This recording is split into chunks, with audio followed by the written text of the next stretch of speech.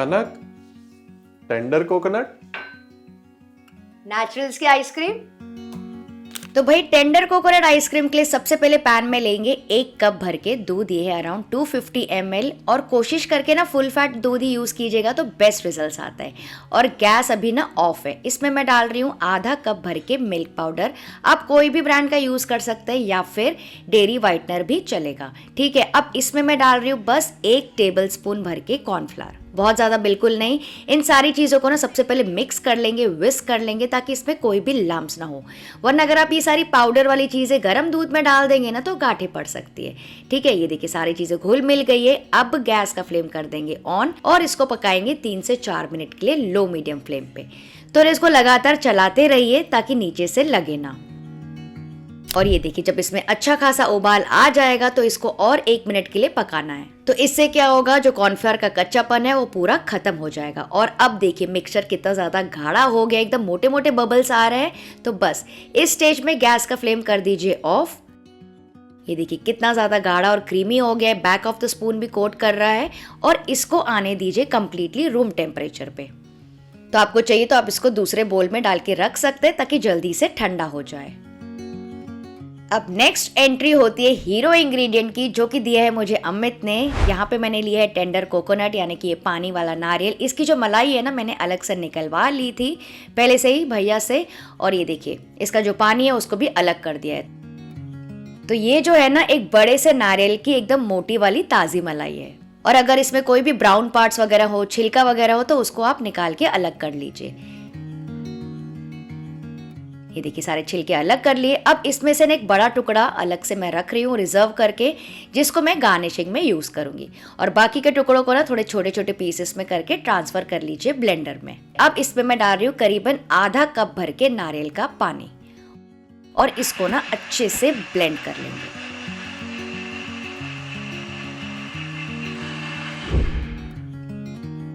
तो अब देखिए कितना बढ़िया मलाईदार प्योर नारियल का पेस्ट रेडी हो गया है। इसी की वजह से ना वो प्योर फ्लेवर आएगा आइसक्रीम में। तो ये एक तैयारी हो गई। अब नेक्स्ट ये देखिए बोल में मैं ले रही हूँ 1.5 कप भर के व्हिपिंग क्रीम। इसको व्हिप करना स्टार्ट करेंगे।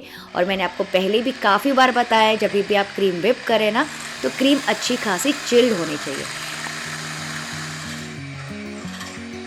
तो आज ना मैं ये वाली क्रीम यूज़ कर रही हूँ जो आपको मैंने हर वीडियो में बताया है। और ये वाली जो है ना पहले से ही हल्की मीठी होती है। वैसे आप चाहें तो डेयरी व्हिपिंग क्रीम भी यूज़ कर सकते हैं, लेकिन फिर उसमें आप शुगर एडजस्ट कर लीजिएगा। अब इसको हमें व्हिप करना है सॉफ्ट पीक्स आने तक के, ठीक है। तो इतना करने में बस आपको लग जाएंगे 3 से 4 मिनट। ये देखिए बिल्कुल ऐसी कंसिस्टेंसी हमको चाहिए, क्योंकि आइसक्रीम के लिए एकदम स्टिफ पीक्स की ज़रूरत नहीं होती है। अब ओवरऑल स्वीटनेस के लिए मैं डाल रही हूँ आधा कप भर के कंडेंस मिल्क।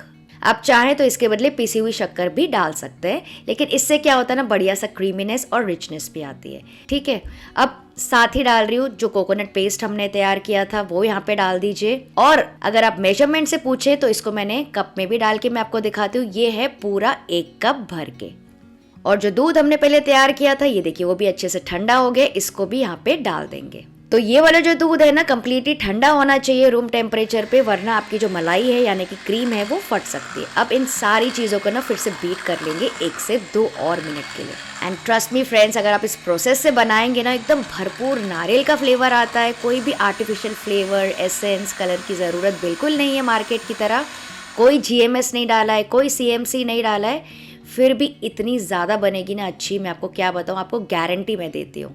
तो अब देखिए फ्रेंड्स, ये जो है ना ये बेस तैयार हो गया आइसक्रीम का। अब इसको देख के ना आपको अंदाजा लग ही गया होगा कि इसमें कोई भी आइस क्रिस्टल्स जमने के चांसेस नहीं है। तो इसको आप ट्रांसफर कर लीजिए कोई भी एयरटाइट कंटेनर में, टिन में, बॉक्स में, जिसमें भी आपको जमाना है, ठीक है। आधा मैंने भर लिया। अब इसमें मैं डाल रही हूँ छोटे छोटे नारियल के पीसेस। तो एक नारियल का टुकड़ा जो मैंने अलग करके रखा था ना उसको मैंने ऐसे छोटे छोटे पीसेस में काट लिया है।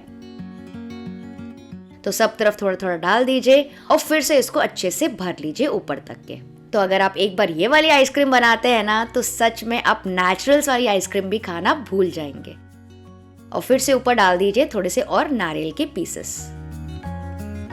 और अब इसको ना अच्छे से क्लिंग रैप कर लीजिए। तो ऊपर क्लिंग रैप ऐसे लगा के ऊपर सरफेस तक के इसको इस तरह से दबाते जाइए ताकि इसमें कोई भी आइस क्रिस्टल्स ना जमे।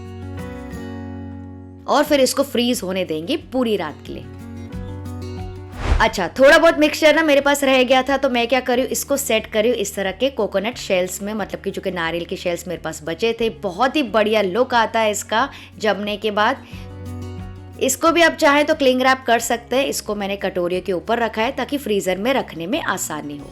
तो इसको भी मैं रख देती हूँ फ्रिज में। तो चलिए नेक्स्ट डे चेक करते हैं। ये देखिए, मेरे को तो डब्बा खोलते ही मजा आ गया।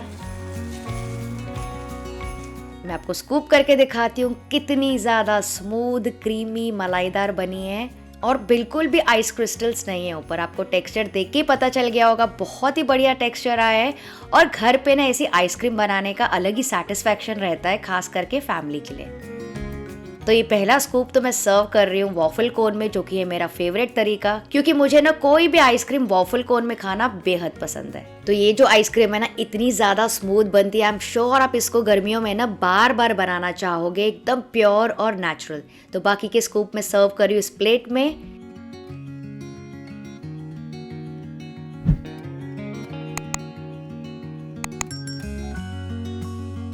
तो देखिए काफ़ी क्रीमी और रिच टेक्सचर आया है। 1-2 चम्मच में ना तो आप रुक ही नहीं पाएंगे। वैसे आप ये वीडियो कौन से शहर से देख रहे हैं और आपका कौन सा फेवरेट आइसक्रीम का फ्लेवर है, मुझे कमेंट करके ज़रूर बताना। और ये देखिए, जो कि कोकोनट शेल्स में मैंने फ्रीज किए थे, उसका तो क्या तो रिजल्ट आया है। तो मैं क्या कर रही हूँ ना, इसके सेंटर को इस तरह से स्कूप कर रही हूँ जस्ट फॉर प्रेजेंटेशन, ताकि एकदम नारियल का लुक आए।